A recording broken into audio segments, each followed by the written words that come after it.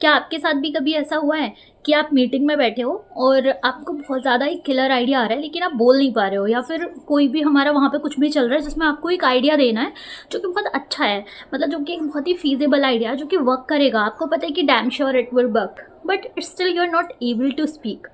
फिर किसी ऐसे इंसान से बात करते टाइम जो कि मतलब बहुत ही ज़्यादा हमसे हाई लेवल पर है, उससे बात करने में हमारा जो है गला सूखता है। तो ऐसा कभी फील होता है कि या तो हमें अपने ऊपर शेम फील होती है या फिर हमें ऐसा लगता है कि यार हम वर्जन के साथ पैदा हुए हैं। तो नहीं, ऐसा नहीं है कि कोई पर्सनालिटी पैदा नहीं होती, वो हमारे बस दिमाग का एक एरर है जो कि हमें ऐसे बताता है कि यार तुम ना कुछ नहीं कर सकते लाइफ में, जो कि हमने अपने दिमाग में बना रखा है कि यार हमारा जो दिमाग है वो इस लेवल का है कि हम बड़े लोगों से बात ही नहीं कर सकते, या फिर जो हमसे ऊपर है, या either in position, either in money और आइदर इन एनीथिंग, वो हमसे बड़ा है तो हम उससे बात ही नहीं कर सकते।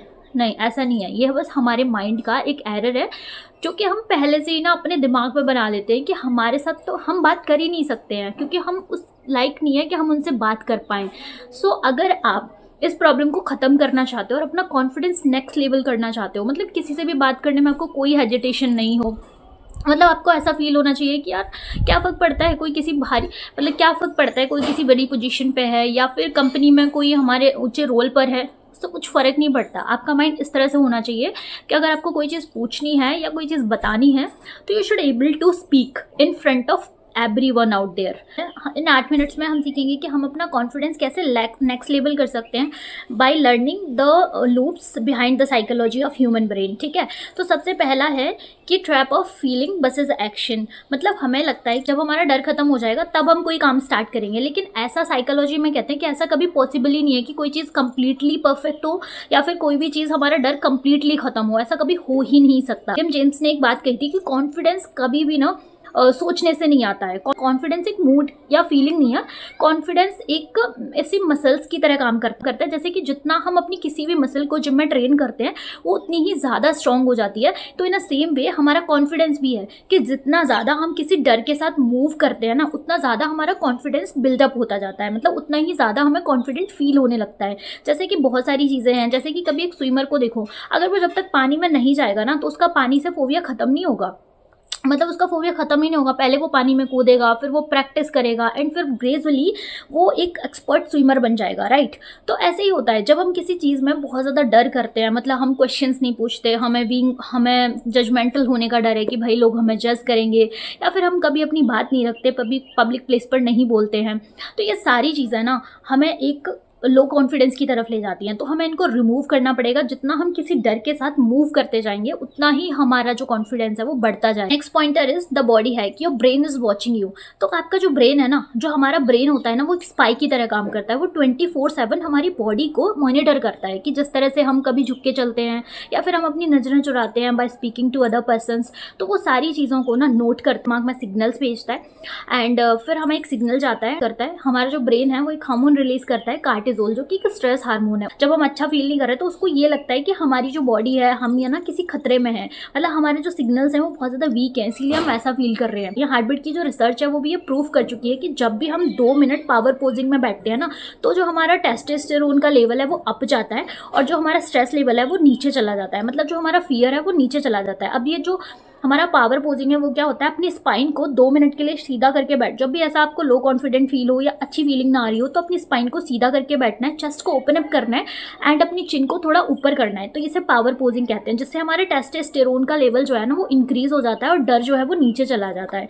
तो इस तरह से ना हम अपनी, क्योंकि जब हम पावर पोजिंग में होते हैं ना तो हमारी जो बॉडी है उसको सिग्नल जाता है जब टेस्टोस्टेरोन जो है रिलीज हो रहा होता है, I am the boss right now, तो दैट्स वाई हम अच्छा फील करने लगते हैं। So this is the second point that you need to remember. Next pointer is the rehearsal, the prediction machine.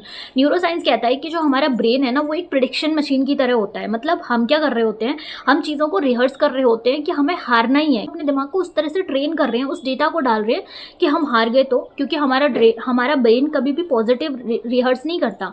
हम कोई भी काम करने जा रहे होते हैं, कोई भी काम स्टार्ट करने जा रहे होते हैं, कोई भी आइडिया हमारे दिमाग में आ रहा होता है, या फिर हम अपने आप को ट्रस्ट नहीं करते। हम क्या सोचते हैं कि यार अगर मैं हार गया तो लोगों को पता चला कि मैं ये चीज़ कर रहा हूँ और कर रही हूँ तो फिर क्या होगा, लोग मेरे पे हंसेंगे, मैं अच्छा कर रही हूँ नहीं कर रही हूँ।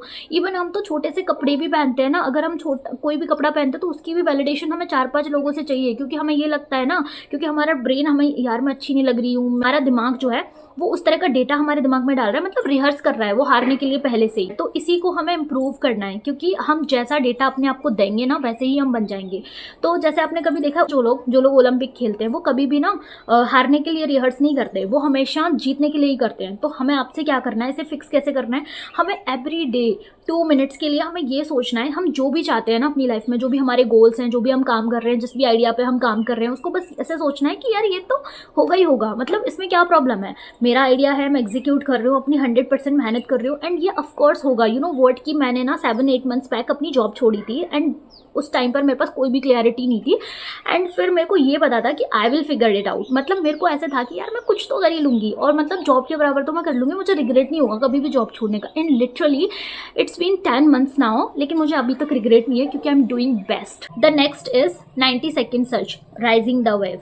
मतलब कि क्या है, हम कभी स्टेज पर जाते हैं तो हमें ये लगता है कि समथिंग इज रॉन्ग, हमारे हाथ कपने लगते हैं, पैर कपने लगते हैं, हमें बहुत ज़्यादा डर लग रहा होता है। लेकिन डॉक्टर जिल टेलर कहते हैं कि ये जो हमारी सर्च होती है ना, वो सिर्फ 90 सेकेंड्स की होती है। यस, सिर्फ 90 सेकेंड। मतलब डर हमारा बढ़ने तब लगता है जब हम उसमें कहानियाँ जोड़ देते हैं। मतलब हमें कोई भी फियर आया और हमने उसमें we start adding to the stories into that, तो तब हमारा डर जो है ना वो बढ़ जाता है, एंड कॉन्फिडेंस लेवल लो हो जाता है। तो इसी को हमें खत्म करने के लिए क्या करना है कि हमें नेक्स्ट टाइम डर लगे या कुछ भी ऐसा हो जहाँ पर हमें लो कॉन्फिडेंस फील हो रहा है, या फिर हमें डाउट्स आ रहे हैं, अपने ऊपर ही डाउट्स आ रहे हैं, and we are doing nothing, बस हम ओवर थिंक करे जा रहे हैं, तो start counting from 1 to 90 and उस केमिकल वेव को निकल जाने दो। कुछ भी कहानी ऐड मत करो, कोई भी इमोशंस उसमें मत डालो। This is called the emotional stamina. तो बस इसी से हम अपने इमोशनल स्टेमिना को बिल्ड कर सकते हैं। Next is the final push, kill the addiction. जो भी आपका कंफर्ट जोन है उसको खत्म कर। जब भी हम किसी चीज को नहीं करते, मतलब अपने आप से, जब भी हम किसी चीज को नहीं करते, अपने आप से प्रॉमिस करते हैं और वो काम हम नहीं कर पाते, प्रोकास्टिनेट करते हैं या फिर हम टाल देते हैं, तो हमारा ब्रेन जो है ना वो एविडेंसेस कलेक्ट करता है, एंड वो नेक्स्ट टाइम हमें बोलता है कि तुम नहीं कर सकते। एंड जब हम उसको फिल कर लेते हैं तो हमारा जो ब्रेन है वो हमें पुश करता है कि yes you can do it.